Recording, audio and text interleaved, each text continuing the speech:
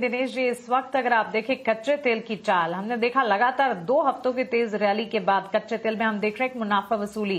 क्या ये सिर्फ टेक्निकल करेक्शन कहा जाएगा या फिर मार्केट पार्टिसिपेंट्स जो है नए अमेरिकी प्रतिबंध का इंतजार कर रहे हैं और ये सैंक्शन से ठीक पहले इस तरह के सेंटिमेंट्स हैं, यहां से आगे कच्चे तेल की चाल किस दिशा जाएगी? जी, अभी हाल फिलहाल देखा जाए तो आज 2% डाउन जो ओपनिंग हुई है, हाल फिलहाल तो मैं इसे करेक्शन ही मानूंगा, क्योंकि 84.75 एक बड़ा रेजिस्टेंस जोन था। ऐसा लग रहा था कि यहां से एक अच्छा खासा डिप देखने मिल सकता है और 2% का डिप हमें आज देखने भी मिला है।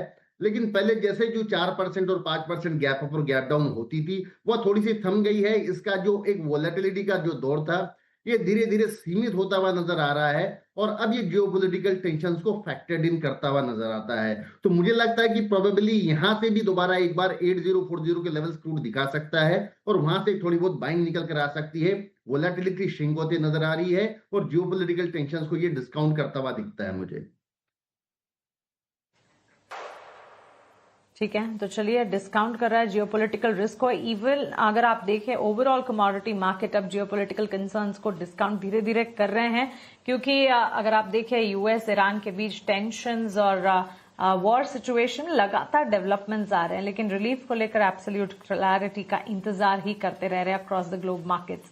लेकिन नेचुरल गैस की चाल पर भी एक राय दिनेश जी आपसे जानना चाहेंगे, क्योंकि बिकवाली का दबाव वहां पर भी देखने को मिला है। जो सप्लाई का रिस्क है उसे ध्यान में रखते हुए क्या इसे अब वॉच लिस्ट में रखना चाहिए या फिर गिरावट में एक एंट्री अपॉर्चुनिटी ढूंढनी चाहिए? मानसी जी, मैंने पहले भी कहा कि एक ऐसी कमोडिटी है जो निरंतर लोअर लोस क्रिएट कर रही है और इसकी वोलेटिलिटी बहुत ही सीमित हो चुकी है।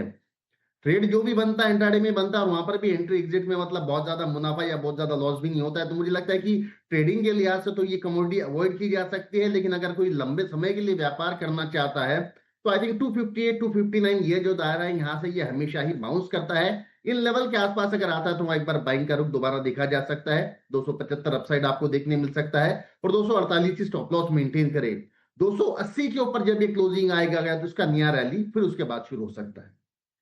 लेकिन दिनेश जी, अगर अमेरिका ईरान पर और ज्यादा सख्त प्रतिबंध लगाता है तो इस सूरत में, क्योंकि ये सबसे बड़ा ट्रिगर है जिसे मार्केट पार्टिसिपेंट्स आज वॉच आउट भी कर रहे हैं और क्या कुछ निकल कर आएगा इन सैंक्शंस में, इस पर फोकस है। ऐसे में फिर मिडल ईस्ट से सप्लाई और कितनी टाइट हो सकती है और कच्चे तेल पर इसका किस तरह का प्रभाव फिर पड़ता हुआ दिखेगा? क्योंकि एक बात सही आप कह रहे हैं, सिचुएशन को डिस्काउंट कर रहा है मिडल ईस्ट पर। ये टेंशन की खबर के बावजूद कच्चा तेल एक दायरे में यूं कह सकते हैं डाउन साइड मूव दिखा रहा है, लेकिन ये सैंक्शंस लगने पर फिर से क्या एक उबाल की स्थिति नजर आ सकती है? मानसी जी, एक बात आपको मद्देनजर रखना होगा कि पहले जितने ट्वीट्स के मैसेज आते थे, जितने न्यूज के मैसेज आते थे, जितने जियोपॉलिटिकल टेंशन के मैसेज आते थे, जितने वॉर के और पीस के मैसेज आते थे, अब वो फ्लो धीरे धीरे थमता हुआ नजर आ रहा है। अब बॉन्ड यील्ड के मैसेज दिन ब दिन बढ़ते जा रहे हैं। तो मुझे लगता है उस न्यूज को, उस वॉर को, जियोपॉलिटिकल टेंशन को prices whether it's crude, whether it's base metals और वेदर इट्स बुलियंस, ये टोटल डिस्काउंट करते हुए चल नजर आ रहे हैं। डॉलर इंडेक्स को ये भी फॉलो कर रहे हैं और साथ ही साथ इंटरेस्ट रेट पे इनकी नजर है, बॉन्ड यील्ड्स पर नजर है। तो जियोपॉलिटिकल टेंशन अब मुझे लगता है ना प्रीमियम ऐड करेगा ना प्राइजेस को प्रेशराइज करेगा। अब डिमांड सप्लाई प्राइजेस को यहां से ड्राइव इन करेगी और साथ ही साथ क्रूड ऑयल का रास्ता कितने जल्दी खुलता है, कितने ज्यादा शिफ्ट पास ऑन होते हैं, यह ज्यादा मैटर करता हुआ नजर आ रहा है।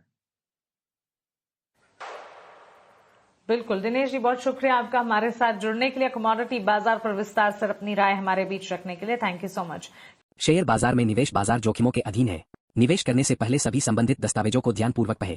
SEBI द्वारा जारी पंजीकरण, BSE की सदस्यता और निस्म से प्राप्त प्रमाणन किसी भी प्रकार से मध्यस्थ के प्रदर्शन की गारंटी नहीं देते हैं और न ही निवेशकों को किसी प्रकार के प्रतिफल का आश्वासन प्रदान करते हैं। उद्धृत शेयर केवल उदाहरण के लिए है और इन्हें अनुशंसित नहीं किया जाना चाहिए। यह वीडियो किसी भी प्रकार की निवेश संबंधी कार्रवाई या सलाह के लिए नहीं है। इस वीडियो में जिन शेयरों के उदाहरणों का उल्लेख किया गया है वे केवल शैक्षिक उद्देश्यों के लिए है।